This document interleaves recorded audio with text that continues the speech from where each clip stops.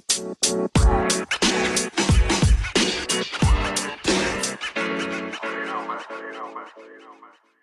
le podcast du pouvoir d'achat, épisode inédit, comment détecter une arnaque dans un placement financier. Bienvenue sur le podcast du pouvoir d'achat et de conseil anti-crise PAEF.live. Le couvre-feu et les restrictions en termes de circulation nous font passer beaucoup de temps à domicile et donc par conséquent beaucoup de temps devant nos écrans, ce qui est une aubaine pour les fraudeurs, pour les arnaqueurs qui sollicitent en fait notre cerveau et aussi nous font miroiter de bons plans financiers. Alors, il faut savoir que notre bon vieux livret A a un taux de rendement qui stagne à 0,5% et pendant ce temps-là, le taux d'inflation, lui, il est de 0,5%. Mais l'un des travers de notre société hyper connectée, c'est que tout le monde s'informe avec une hyperabondance de sources. On est à une seconde d'une source d'information douteuse, fausse et volontairement trompeuse. Alors, comment protéger votre patrimoine d'un mauvais placement et ruineux placement? Comment reconnaître un placement douteux? Est-ce que ça n'arrive qu'aux gens naïfs? Alors, l'autorité des marchés financiers a recensé en 2019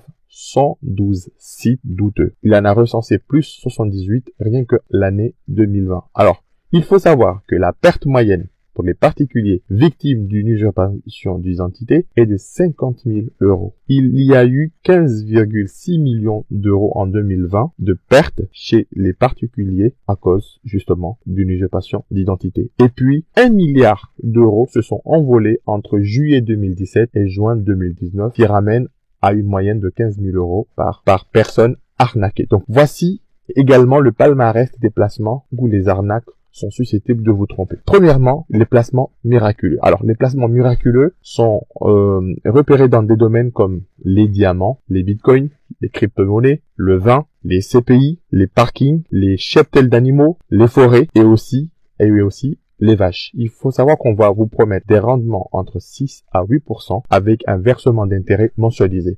Donc, ce sont ces fameux placements miraculeux. Il y a d'autres placements, un deuxième type de placement, c'est ce qu'on appelle les formations pour devenir trader, pour des formations pour maîtriser le bitcoin, des formations pour apprendre ce qu'on appelle le trading de haute fréquence, les forex. Et dans ces placements, on vous promet mondes et merveilles, mais vous avez un risque de perte jusqu'à 80% de votre placement. Après, il y a ce qu'on appelle les bons plans boursiers. Bon, on va vous promettre qu'il y a des sociétés cotées, il y a des gens qui ont des informations privilégiées qui vont vous permettre, par exemple, en fait, de gagner de l'argent à travers Euronext Access. Donc, sachez que ce sont surtout des placements et aussi des informations qui sont douteuses. Il y a en troisième palmarès aussi l'usurpation d'identité. L'usurpation d'identité, c'est simple. C'est qu'on va vous envoyer une proposition en usurpant l'identité soit d'un conseiller en investissement financier ou d'un cabinet ou d'une compagnie d'assurance ou d'une banque et on va vous promettre en fait mondes et merveilles. Mais il y a aussi le mauvais conseil, c'est-à-dire que c'est un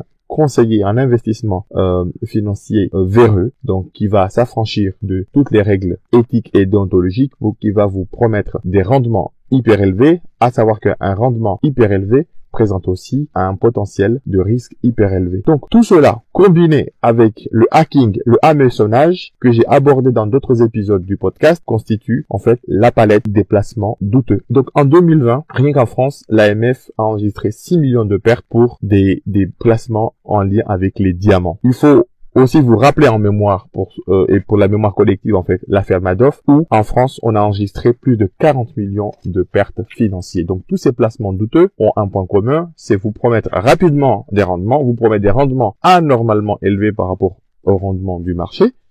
Mais tout cela, c'est ça à vos risques et périls. Alors, il faut être extrêmement vigilant, surtout quand on vous demande, par exemple, d'effectuer un virement sur un compte à l'étranger. Il faut être surtout vigilant à aller vérifier sur la liste noire de l'AMF, l'autorité des marchés financiers, si le site n'est pas déjà repéré. Il faut aussi aller vérifier si la liste, en fait, de l'opérateur fait partie surtout d'une liste blanche. Alors, je vais vous rappeler 7 commandements de l'AMF, l'autorité des marchés financiers. Donc, ces 7 commandements vont surtout permettre de préserver non seulement votre patrimoine financier, mais aussi votre pouvoir d'achat. Alors, il faut savoir que plus un placement est risqué, plus il y a aussi un potentiel de rendement élevé. Je vais faire les choses à l'envers. Plus le placement rapporte, plus son risque de perte est élevé. Ça, il ne faut pas l'oublier. Il n'y a rien sans contrepartie. Il faut ne jamais fournir vos documents d'identité sur Internet ni par SMS parce que c'est la porte ouverte, donc non seulement à l'usurpation d'identité, mais aussi à souscrire des placements à votre place.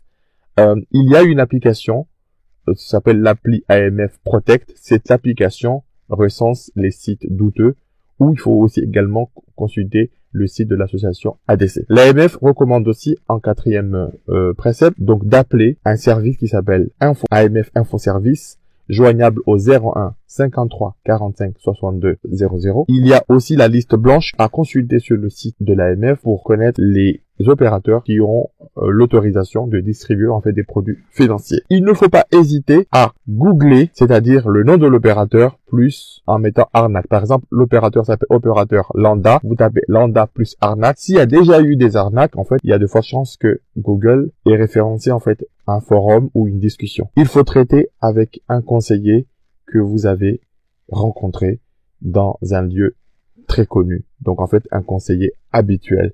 Alors, personne n'est à l'abri, mais il faut être extrêmement vigilant quand vous avez du démarchage purement téléphonique et du démarchage purement à domicile. Face à ces recommandations, c'est cette recommandation de l'AMF, moi je rajouterai également une chose, c'est qu'il faut extrêmement se méfier des placements où il y a une opportunité très vite, où on n'a pas le temps en fait de réfléchir, où il faut signer tout de suite. Et en complément de toutes ces règles de bon sens, n'hésitez pas aussi à utiliser un antivirus.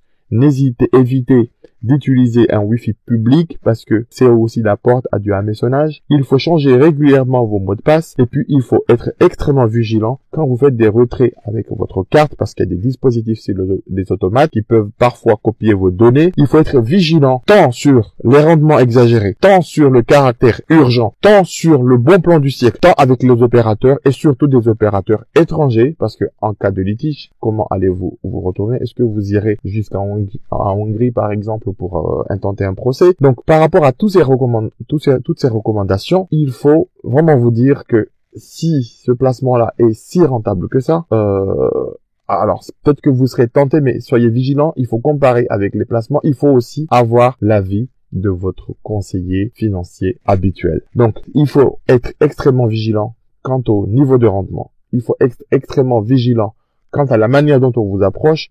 Un bon plan ne tombe pas du ciel comme ça. Il faut savoir que vous ne pouvez pas mettre toutes vos économies sur un placement extrêmement rentable. Donc, il y a aussi un enjeu d'équilibre et de diversification et de bon sens. Donc, vous avez écouté l'épisode qui permet de détecter les arnaques financières dans vos placements. Je vous recommande, en complément de cet épisode, les épisodes sur la protection de votre compte bancaire, mais la protection de votre patrimoine technologique. N'hésitez pas à vous abonner pour d'autres conseils pour préserver votre pouvoir d'achat, éviter les arnaques et les abus sur le marché. Abonnez-vous sur Spotify, YouTube, Google Podcast et iTunes et n'hésitez pas à en parler autour de vous du podcast à ceux que ça pourrait être utile. Si vous avez besoin d'un conseil personnalisé, si vous avez des doutes en fait sur un placement ou sur un opérateur, n'hésitez pas à m'écrire depuis l'espace www.paef.live et je vous dis à très bientôt pour d'autres conseils et d'autres interviews.